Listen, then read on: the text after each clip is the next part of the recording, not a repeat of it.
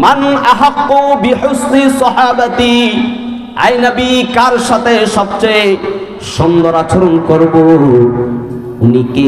নবী বলেন ক্বালা উম্মুকা, তোমার মা। ক্বালা সুম্মা মান, তারপরে কে? ক্বালা উম্মুকা। ক্বালা সুম্মা মান, তারপরে ক্বালা উম্মুকা। তাহলে মার কথা কতবার বলেছেন? আওয়াজে সবাই একটু কতবার? তিনবার আমার কথা বলার পরে ক্বালা সুম্মা মান, তারপরে কে? ক্বালা আবুকা, তারপরে তোমার পিতা। তাহলে মা।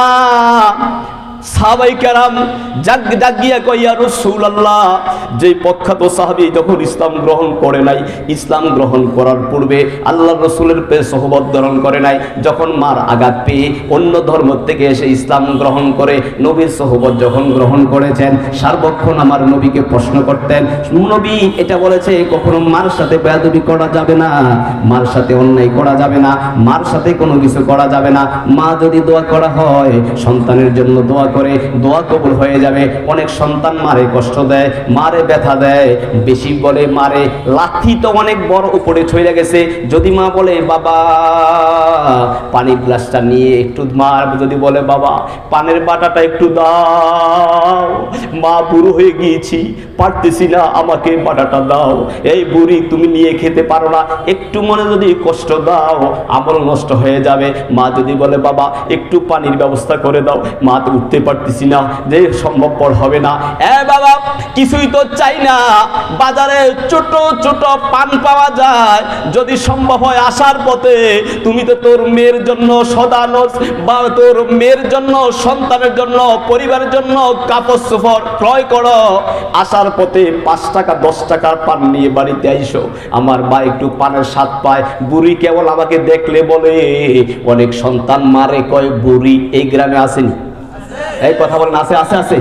এই যদি কোন সন্তান যদি তার মাকে যদি বুড়ি বলে, মাকে যদি এমন কিছু বলে, সামান্যতম কথা বলে, যদি এই মার মনে কষ্ট দেয়, মা কষ্ট পায়, আমার আল্লাহ অসন্তুষ্ট হয়। আমার আল্লাহর রাসূল বলেছেন রিদার রব্বি ফি রিদাল ওয়ালিদাইন, সাখাতুর রব্বি ফি সাখাতিল ওয়ালিদাইন, পিতামাতার সন্তুষ্টি আমার আল্লাহ সন্তুষ্ট, পিতামাতা অসন্তুষ্ট আমি মাওলাই কারীম অসন্তুষ্ট। এই জন্য পিতামাতা যখন খুশি হয়ে যায় আমি মাওলাই কারীম খুশি হয়ে যায়। আর পিতামাতা যখন সন্তানের প্রতি রাজি হয় আর হাত বাড়ায় যখন বলে মালিক আমার ছেলেটাকে তুমি কবুল করে নাও, মা বাবা সন্তানের জন্য দোয়া করলে দোয়া কবুল হতে পারে কি পারে না? আওয়াজে সবাই বলেন পারে কি পারে না? উফি ওয়ালা তানহার হুমা, উহা শব্দ যাতে না মা পায়, মারে কষ্ট দেওয়া যাবে না, নিকৃষ্ট ভাষা দূরের কথা, মার সাথে আচরণ খারাপ করা যাবে না। কথা বলেন ঠিক কি? মা মা এই মা আপনাকে আমাকে এই 10 মাস 10 দিন পেটে রেখেছেন, কত কষ্ট করে বিস্তার মধ্যে মা পেয়েছেন। এই জন্য হাদিসে আসে, তাফসীরে কিতাবে বর্ণনা এসেছে আল্লাহ তাআলা এই বান্দাদেরকে এই 3টা ক্যাটাগরির মধ্যে মার পেটে রেখেছেন। 3 মাস সেখানে ধারালু অবস্থায়, 3 মাস রুকু অবস্থায়, 3 মাস সিজদা অবস্থায়, 9 মাস পূর্ণ হওয়ার পরে দুনিয়াতে পাঠিয়েছেন। চিৎকার দিয়ে বলা যাবে যে আল্লাহু আকবার। দুনিয়াতে এইভাবে পাঠায় নাই। মা কত কষ্ট, ডাইনে শুইতে পারে না, বাম দিকে মা শুইতে পারে না, কত কষ্ট মা পায়। মা কষ্ট আর সহ্য করতে পারে না। এই কষ্টের পরে তারপরে ডাক্তারের কাছে যায়, ডাক্তার বলে যদি বাচ্চাটা সেভ করতে হয়, বাচ্চাটা যদি বাঁচাইতে হয় তাহলে এইভাবে আপনি একটু রেস্টে থাকতে হবে, এইভাবে কাইট হয় না। যেই ছেলেটা যদি হাত ভেঙে যায়, পাও ভেঙে যায়, যদি আবার নষ্ট হয়ে যায় কিনা, আরেকটা নষ্ট হয়ে গেছে আবার কি হয় নাকি, কত কষ্ট করে মা বেশি খায় না, কষ্ট পাবে, একটু আচার খায় না, জুতা পরিবর্তন করে নতুন জুতা দিয়ে ব্যবহার করে, ধরে ধরে ঘরের মধ্যে কত কষ্ট করে হাঁটে। ছোট্ট থাকা অবস্থায় কতগুলি কাপড় একটা বাচ্চার জন্য মা ছোট ছোট কাপড়গুলি নেয়, সবগুলি শেষ হয়ে গেল।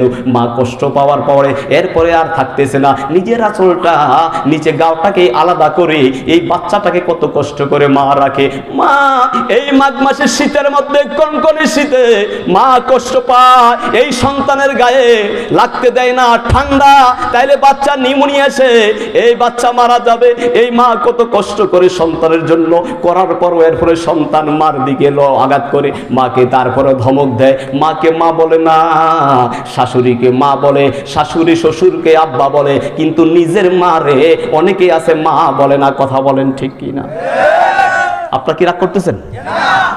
নিজের জন্মধারিণী মা, ওই মারে মা বলে না।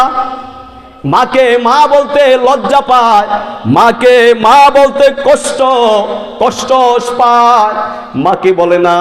দেখে আলেম দেখলে সালাম দেয়, আসসালামু আলাইকুম ওয়া রাহমাতুল্লাহ। বাবা পাশে দিয়ে হেঁটে যায়, ডান দিকে কেটে যায়, বাম দিকে কেটে যায়। বাবারে তো সালাম দূরের কথা, মারে কখনো সালাম দেয় না। সুন্দর আচরণ তো দূরের কথা, আর মারে কয় বুড়ি, কেবল বেডিক টেক টেক করে ঘরের মধ্যে কথা বলে। এই সন্তানেরা মারে যারা কষ্ট দিয়েছেন, বাবা আমি জহিরুল ইসলাম জাবিরি আপনাদেরকে নগণ্য হিসাবে একজন বলে গেলাম, মাকে সম্মান করেন। আমার নবী বলেছেন যদি জান্নাতে যাইতে হয়, বাইহাতি শরীফের হাদিস বলতেছে, নবী বলেছেন একজন সন্তান মক্কা যাবে হজ করার জন্য। এক হাজী সাহেব 39 বার হজ করেছে। আরাফার ময়দানে দাঁড়াইয়া আমার মাওলাই কারীমের কাছে দুইটা হাত বাড়াইয়া কও, মালিক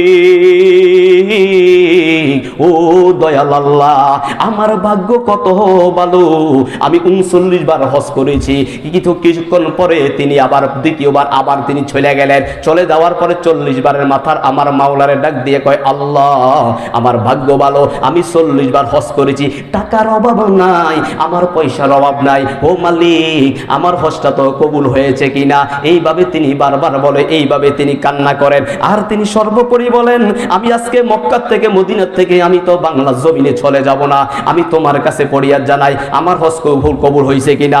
এইভাবে গায়েবী কিছুক্ষণ পরে গায়েবী একটা আওয়াজ হইয়া যায়, হাজী রে 40 বার কেন রে, 40,000 বার যদিও হজ করো রে, আমি মাওলা তোর হজ কবুল করব না। এইভাবে যখন আওয়াজটা হয়ে গেল, টেনশনের মধ্যে পড়ে গেলেন, রাত্রিবেলা ঘুমিয়ে গেলেন। ঘুমার পরে কিছুক্ষণ পরে স্বপ্ন দেখতেছেন, আমার আল্লাহরে ডাক দিয়ে কয়, মালিক হ্যাঁ মালিক, কেন গো আমার হজটা কবুল হবে না? আমার আল্লাহ ডাকে দিয়ে কয়, কেন কবুল হবে না? তুমি কি বুঝতে পারো না? একদিন তোমার মারে একটা আঘাত করেছ, তোমার মা কান্না করে আর বলে, বাবা রে আমারে আঘাত করলা, আমার তো কষ্ট সহ্য করতে পারি না, ও সন্তান একটু ডাক্তারের কাছে নিয়ে যাও না, একটু ডাক্তারের কাছে চিকিৎসা কর। ওই আমি সব ভুলে যাব, তারপরও আমাকে আঘাত করে, বউর সাথে কথা বলে আমার জায়গা বিক্রি করে হজ করার জন্য তুমি গিয়েছ, এতবার হজ করতে পারো? ও মালিক আমার সন্তান হজ করতে যায়, আমি তো কবুল হবে না হবে এটা আমি মা কিছুই বলবো না। মার মনে কষ্ট দিয়ে হজে গেলে হজ কবুল হবে না, এটা সকলের বিশ্বাস আছে কি আছে না? মার মনে কষ্ট দেওয়ার পরে হজ কবুল হয় নাই। ওই হাজী সাহেব ওই জায়গার মধ্যে থাকার পরে, সেখান থেকে ফিরে আসার পরে যখন রাত্রিবেলা আবার ঘুমাইছে, ঘুমে আসার পরে আমার মাওলা ডেকে, আল্লাহ এখন কি করা যায়? কয় তুমি তোমার মার কাছে ক্ষমা চাও, আমরা যদি চোখের পানি ছেড়ে মার পায়ে পড়ে যদি মার কাছে সালাম করি, ও মা অন্যায় করেছি আর করবো না, ও মালিক আমার মা আমাকে ক্ষমা করে দিয়েছে। মায়ে তো দুইটা হাত আল্লাহর কাছে বাড়াইয়া দিবে, মা যদি ক্ষমা না করে আমার আল্লাহ আমাদেরকে ক্ষমা করবে না। কথা বলেন ঠিক কিনা? এই জন্য মা ক্ষমা করতে হবে, মা আমাদেরকে ক্ষমা করতে হবে। কোন কোন সন্তান মারে কষ্ট দিয়েছেন, বাবাকে কষ্ট দিয়েছেন, আমার সামনে উপস্থিত থাকতে পারেন, চিন্তা করে দেখেন মারে কারা কষ্ট দিয়েছেন। আমার নবীজি কত সুন্দর বাবা বলেছেন, দুনিয়ার জমিন থেকে যদি জান্নাতে যাইতে হয়, তুমি জান্নাতটা তোমার ঘরের মধ্যে রয়েছে, তুমি যদি মার চেহারার মধ্যে রহমতের দৃষ্টিতে একবার তাকাও, সওয়াবের উদ্দেশ্যে যদি একবার মার চেহারার দিকে তাকাও, একটা মাকবুল একটা কবুল হজের সওয়াব লিখা হয়। মার চেহারার দিকে তাকাইলে হজের সওয়াব হয়, সকলের বিশ্বাস আছে? আওয়াজটা কিন্তু হয় নাই, সবার বিশ্বাস আছে? মার চেহারার দিকে তাকাইলে হজের সওয়াব হয়। সাহাবায়ে কেরাম জিজ্ঞেস করলো, ইয়া রাসূলুল্লাহ ইয়া রাসূলুল্লাহ, আমি তো মার চেহারার দিকে 2 বার তাকাইলাম, 10 বার তাকাইলাম। আমার নবী বলেন, কোন সন্তান যদি মার চেহারার দিকে, যদি বডির দিকে, যদি নিয়তে খাস করে যদি রহমতের দৃষ্টিতে যদি মার চেহারায় দৈনিক যদি 100 বার তাকায়, আমার আল্লাহ 100টি হজের সওয়াব লিখে দেয়। আওয়াজটা হয় নাই? সুবহানাল্লাহ পড়েন।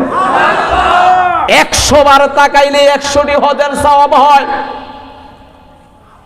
100 বার তাকালে 100টি হজের সওয়াব হয়। আমার নবীজি এইভাবে আমাদেরকে জানিয়ে দিলেন রে বাবা।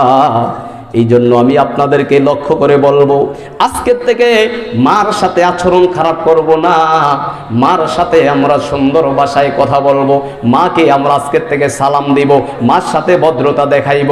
মার সাথে আচরণ সুন্দর করার পক্ষে না বিপক্ষে? সবাই আওয়াজে বলেন, পক্ষে না বিপক্ষে? মারে খুশি করতে লক্ষ টাকা লাগে না, মারে খুশি করতে বেশি লাগে না। আমাদেরও তো মা আছে, আমরা দেখতেছি মা সন্তানের কাছে বেশি কিছু চায় না। কথা বলেন, সামান্যতম যদি আপনি যখন বাজারে যান, একটা প্যাকিং করে যদি মা বাজারে এই আপেলটা পছন্দ হয়েছে, এই আঙ্গুরটা পছন্দ হয়েছে, এই পেঁপেটা পছন্দ হয়েছে, এই গাছের মধ্যে পেঁপে পেকেছে, ওই পেঁপেটাকে কাইটা মা বারবার সকালে তাকাইয়া দেখে, একবার বিকালে তাকায়, বান্দা এটারে কাইটা নিয়ে ফিসাবের বাড়িতে নিয়ে ফিসাবরে দিয়ে আসে, মারে খাওয়ায় না? আছে? এই আওয়াজে বলেন, আছে আছে আছে। ফিসাবরে আমরা খাওয়াই। আরে আপনি কাকে খাওয়াইলেন? বাধা নাই, ফিসাবের বিপক্ষে নয়।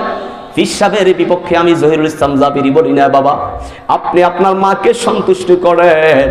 আপনার মা যখন মুখের মধ্যে নিবে আর যখন বলবে আমার সন্তান কি খাওয়াইলো, আরে আল্লাহ আমার মাকে তুমি মা যখন সন্তানের জন্য দোয়া করবে, এটা ভিতরে যখন এই কণ্ঠনালীর থেকে ভিতরের দিকে ঢুকে, মা যদি একবার পড়ে আলহামদুলিল্লাহ, জবানে সবাই একবার আওয়াজে পড়ি আলহামদুলিল্লাহ, আওয়াজে আবার পড়ি আলহামদুলিল্লাহ, মা খুশি হয়, আমার আল্লাহ খুশি হয়ে গিয়েছেন।